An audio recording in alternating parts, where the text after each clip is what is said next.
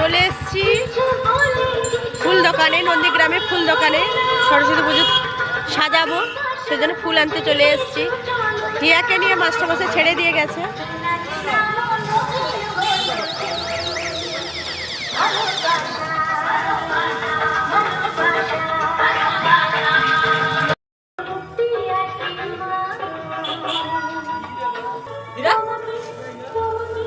বন্ধুরা,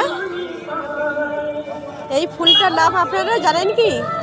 কমেন্ট করে এক্ষুনি বলুন যে এই ফুলের নাম কি।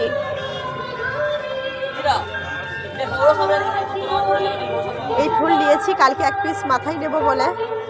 আপনারা বলুন এই ফুলটার নাম কি।